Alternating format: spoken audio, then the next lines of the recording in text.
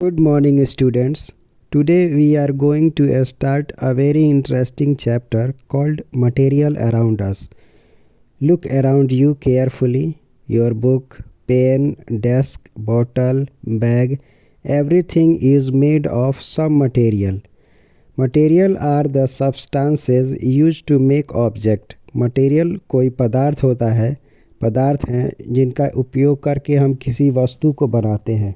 For example, chair को बनाने के लिए लकड़ी और प्लास्टिक का इस्तेमाल करते हैं, बोतल को बनाने के लिए प्लास्टिक और ग्लास का इस्तेमाल करते हैं और कपड़े को बनाने के लिए कॉटन और ऊल का इस्तेमाल करते हैं। हमें मटेरियल्स की पूरी जानकारी होनी चाहिए ताकि कौन सा मटेरियल किस पर्पस के लिए इस्तेमाल करेंगे इसका पूरा जानकारी हो। The next topic is observing objects around us, यानी हमारे चारों तरफ की चीज़ों का मुआयना। Now children observe objects around you. अभी आप अपने चारों तरफ की चीज़ों को देखिए। कुछ चीज़ें बहुत ज़्यादा हेवी है तो कुछ बहुत ज़्यादा लाइट, कुछ रफ़ हैं, कुछ स्मूथ, कुछ हार्ड है, कुछ सॉफ्ट, कुछ शाइनी है तो कुछ dull. Why do objects have different properties? इन ऑब्जेक्ट्स के, इन वस्तुओं की प्रॉपर्टीज़ अलग अलग क्यों है? Because they are made of different materials, क्योंकि ये अलग अलग मटेरियल से मिल के बना है। For example, A wooden table feels hard, A sponge feels soft. एक टेबल हार्ड फील होता है और एक स्पॉन्ज नरम फील होता है। So material decide the properties of objects. इसलिए बच्चों, मटेरियल्स, जिन मटेरियल से मिल के हम किसी वस्तु को बनाते हैं, वो मटेरियल डिसाइड करता है कि ये बना हुआ वस्तु कैसा रहेगा। सॉफ्ट रहेगा, हार्ड रहेगा, शाइनी होगा, डल होगा, ये सब मटेरियल पे डिपेंड करता है। The next topic is what is a material?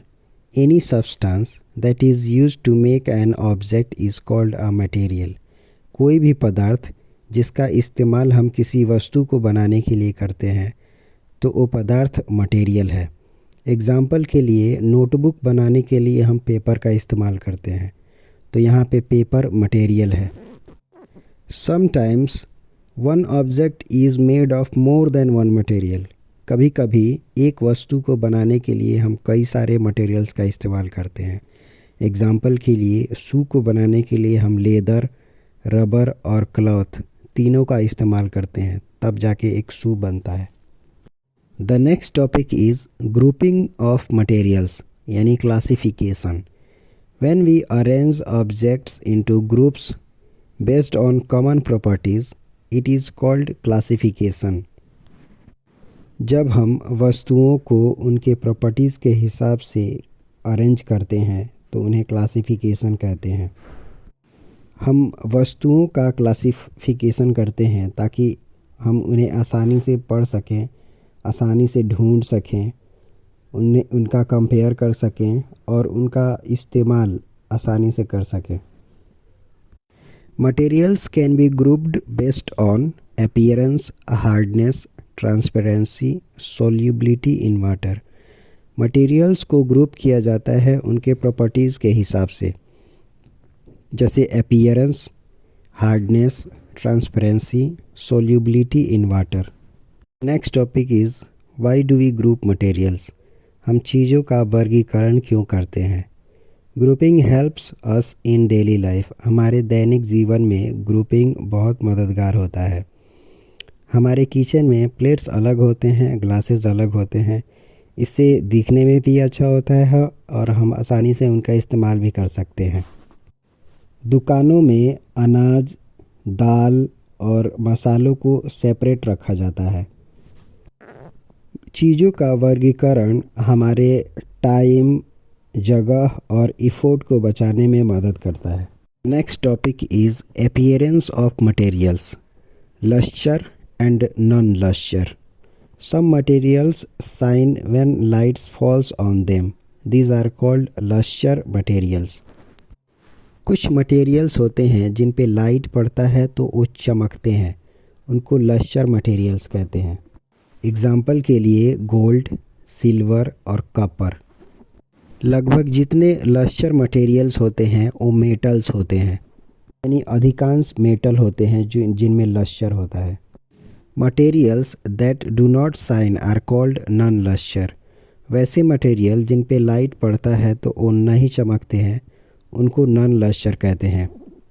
Example के लिए वुड, पेपर, रबर, इन पे जो जब लाइट पड़ता है तो ये चमकते नहीं हैं। बट याद रहे, जितने भी चमकने वाले चीज़ हैं वो सारे मेटल्स नहीं होते हैं। The next topic is hard and soft material. Hard materials are difficult to scratch और कंप्रेस। जितने भी हार्ड मटेरियल्स होते हैं उनको हम ना ही दबा सकते हैं ना उन पे स्क्रैच लगा सकते हैं। एग्जाम्पल के लिए stone, iron, brick. Soft materials can B easily pressed और स्क्रैच्ड। जितने भी सॉफ्ट मटेरियल्स हैं उनको हम ईज़िली प्रेस कर सकते हैं, यानी दबा सकते हैं, और उन पे स्क्रैच भी कर सकते हैं। एग्जाम्पल के लिए cotton, sponge, rubber. Hardness is relative, मतलब हार्डनेस रिलेटिव होते हैं। इसका मतलब ये है कि कुछ चीज़ों में बहुत ज़्यादा हार्डनेस होता है और कुछ चीज़ों में बहुत ज़्यादा कम हार्डनेस होता है, बहुत ज़्यादा कम सॉफ्टनेस होता है। एग्जाम्पल के लिए rubber is softer than iron but harder than sponge. एक रबर है वो आयरन से। The next topic is transparent materials. Materials through which we can see clearly are called transparent. वैसे मटेरियल्स जिनके आर पार हम देख सकते हैं उनको ट्रांसपेरेंट मटेरियल्स कहते हैं। For example glass, water and air, they allow light to pass completely. Light इनके आर पार ट्रांसपेरेंट मटेरियल के आर पार हो सकती हैं। The next topic is translucent materials. Materials through which objects can be seen partially are called translucent. वैसे materials जिनके आर पार हम थोड़ा थोड़ा देख सकते हैं, यानी पार्शियल देख सकते हैं, आधा देख सकते हैं, आधा नहीं देख सकते, उनको ट्रांसलूसेंट मटेरियल कहते हैं। जैसे बटर पेपर, कागज़ पे तेल लगा हो, फ्रॉस्टेड ग्लास यानी किसी ग्लास पे बर्फ़ जमा हो। They allow some light to pass. ये ट्रांसलूसेंट मटेरियल लाइट को पार्शियल पास करते हैं, यानी आधा पास करते हैं। The next topic is opaque materials. Materials through which we cannot see at all are called opaque. वैसे मटेरियल्स जिनके आर पार हम नहीं देख सकते, बिल्कुल नहीं देख सकते, उनको ओपेक मटेरियल्स कहते हैं। एग्जाम्पल के लिए वुड, मेटल्स, कार्डबोर्ड, इनके आर पार देखा नहीं जा सकता। They block light completely. ये लाइट को टोटली ब्लॉक कर देते हैं, आर पार नहीं होने देते। The next topic is soluble and insoluble materials. Some materials dissolve in water, these are called soluble materials. वैसे मटेरियल्स जो पानी में घुल जाए उनको सोल्यूबल मटेरियल्स कहते हैं। जैसे एग्जाम्पल के लिए शुगर आसानी से पानी में घुल जाता है, salt. Some materials do not dissolve in water, these are called insoluble materials. कुछ मटेरियल्स होते हैं जो पानी में घुलते ही नहीं हैं, उनको इनसोल्यूबल मटेरियल्स कहते हैं। जैसे सैंड, चॉक पाउडर, बालू पानी में घुलता नहीं है, ये इनसोल्यूबल मटेरियल है। Importance of solubility. Solubility is important in daily life. हमारे दैनिक जीवन में सोल्यूबिलिटी बहुत ज़्यादा इम्पोर्टेंट है। जैसे ORS, dissolve in water to treat dehydration. Dehydration को ठीक करने के लिए हम ORS को पानी में घुलाते हैं जल्दी से। Oxygen dissolve in water for fish to breathe. Oxygen पानी में घुलता है तभी मछलियाँ सांस ले पाती हैं। The next topic is mass, heavy और लाइट। मास मीन्स द्रव्यमान।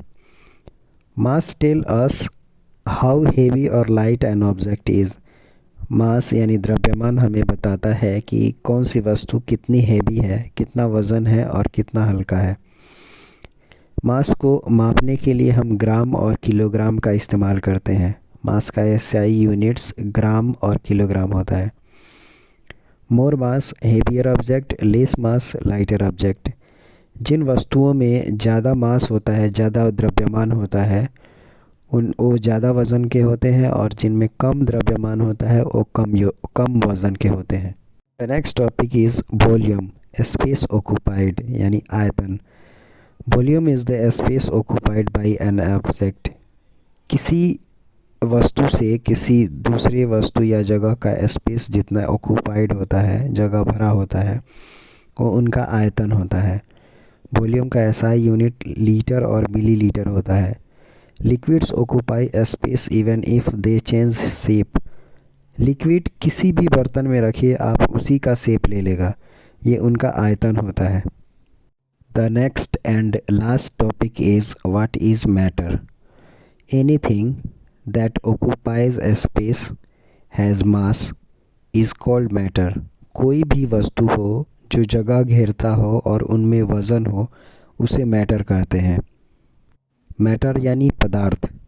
एग्जाम्पल के लिए वाटर जगह घेरता है, उसमें वज़न भी होता है। हवा, स्टोन। हाँ बच्चों, हवा भी मैटर है। तो आज के लिए इतना ही, कल मिलते हैं नए सोच के साथ अगले वीडियो में।